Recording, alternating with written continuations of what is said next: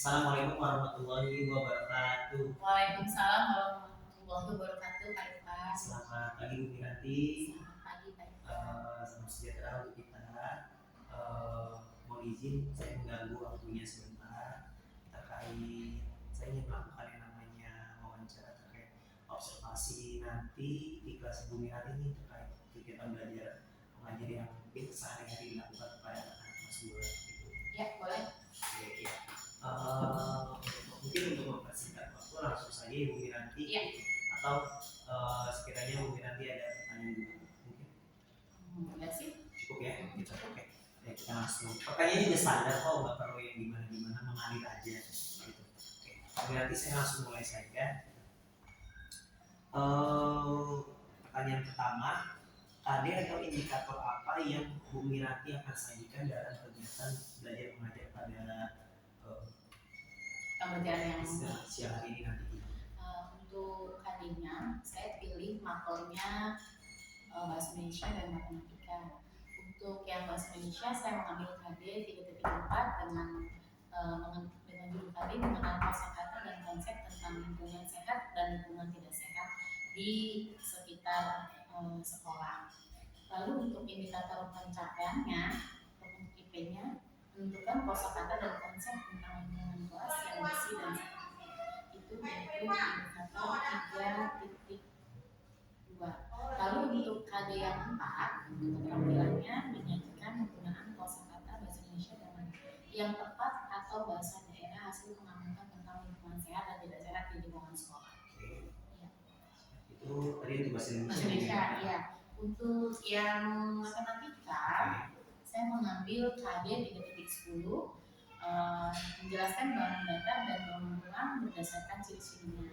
Untuk indikator pencapaiannya, 310.1 menunjukkan bangun data memiliki sisi sudut dan titik sudut. Untuk KD yang keterampilannya, saya mengambil mengklasifikasikan bangun data dan bangun ruang berdasarkan ciri-cirinya. Lalu indikator pencapaiannya untuk KD keterampilan 4.10 membandingkan jumlah sisi sudut titik sudut. Seperti itu, Pak.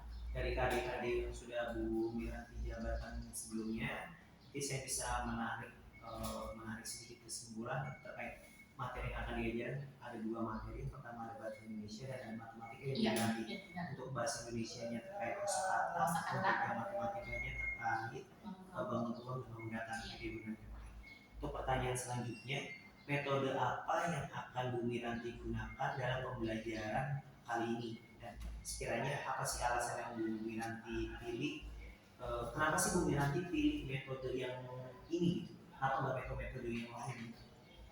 Kalau untuk metode, saya menggunakan metode pengamatan, tanya jawab, pembahasan, diskusi. Untuk pengamatan sendiri, saya memberikan siswa pengamatan tentang gambar yang disajikan di slide 4 mengenai kelas yang kotor dan kelas yang bersih. Untuk pengamatannya sendiri, di lingkungan kelas kita ini kan banyak bangun data, misalnya kayak contoh pintu kan bentuknya bangun data persegi panjang, atau papan tulis bentuknya kan data bangun data persegi panjang, atau jam kan bentuk bangun data lingkaran ya.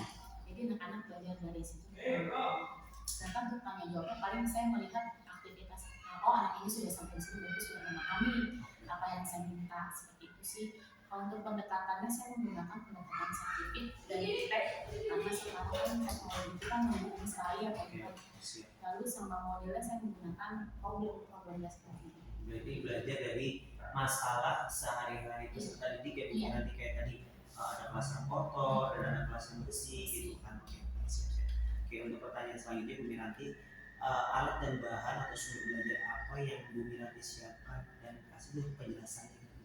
Kalau untuk alat, saya menggunakan yang pertama itu laptop. Kita harus punya laptop sendiri sebagai guru, lalu proyektor, speaker supaya suara kita tuh benar-benar jelas. Lalu sekarang itu kan banyak gambar-gambar lucu dari Canva yang bisa menarik minat dan motivasi siswa ya untuk belajar. Jadi saya juga ambil gambarnya dari Canva gitu. Oke, siap. Jadi memang pembelajarannya juga mengkombinasikan dengan perkembangan zaman yang berarti.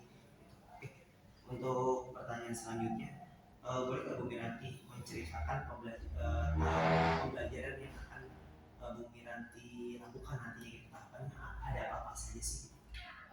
tahapannya sendiri yang pertama pasti saya membuat RPP, terus sambil membuat RPP saya membuat media bahan ajar, lalu saya membuat kisi-kisi soal pun harus disesuaikan dengan kemampuan siswa di kelas lebih. Berarti memang sebelum action kita melakukan sesuatu sudah dipersiapkan terlebih dahulu senjatanya gitu ya. Oke, siap. Nah, pertanyaan yang kelima, persiapan tertulis. Tadi kan sudah persiapan yang secara tertulis tuh. Kalau nanti tahap-tahap dalam pembelajaran yang Bu lakukan ada ngapain aja sih tuh anak-anak?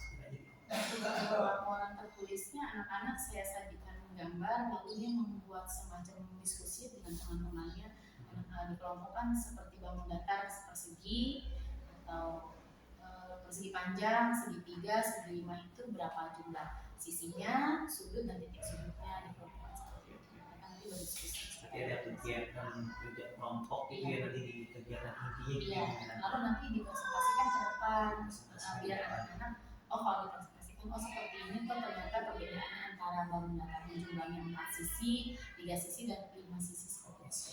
Jadi ada dari masalah, terus mereka bisa menemukan satu pemecahan tapi kan gitu ya.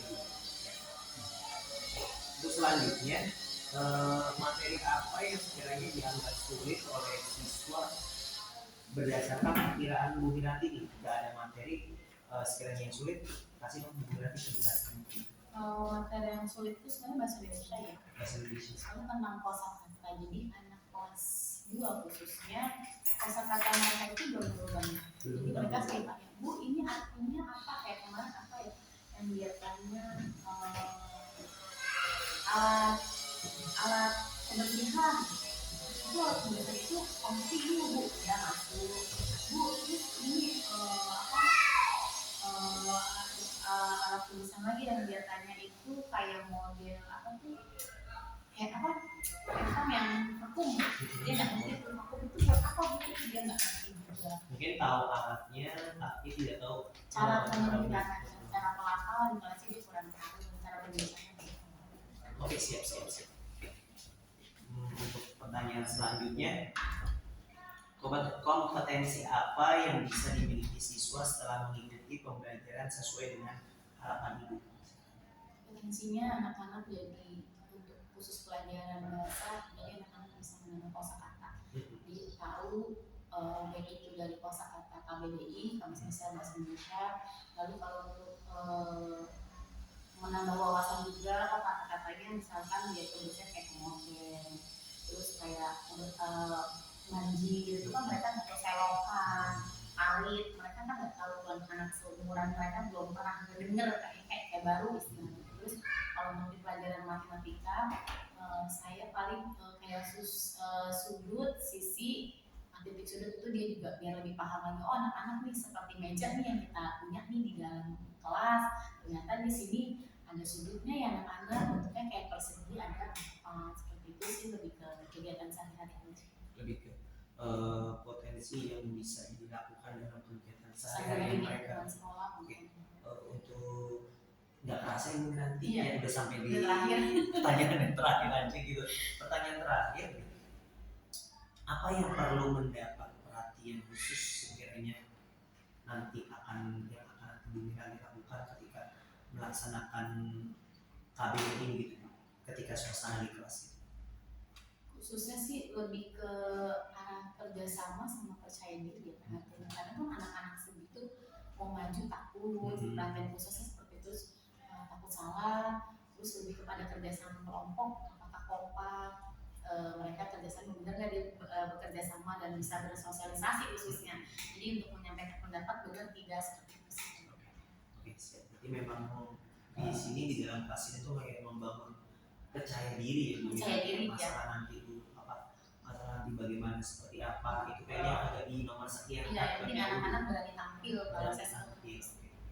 Terima kasih Bu Miranti untuk sama-sama terkait wawancara praobservasi. Mungkin nanti di hari selanjutnya saya akan melakukan observasi dan setelah itu barulah nanti kita akan wawancara lagi untuk pasca observasinya. Sekali lagi saya ucapkan untuk Bu Miranti semoga sukses selalu dan lancar dalam menjalankan tugas bertugas dalam mengajar peserta didik. Bagi pemirsa Iya, dari sama-sama, saya, Pak. mohon maaf. Wassalamualaikum warahmatullahi wabarakatuh.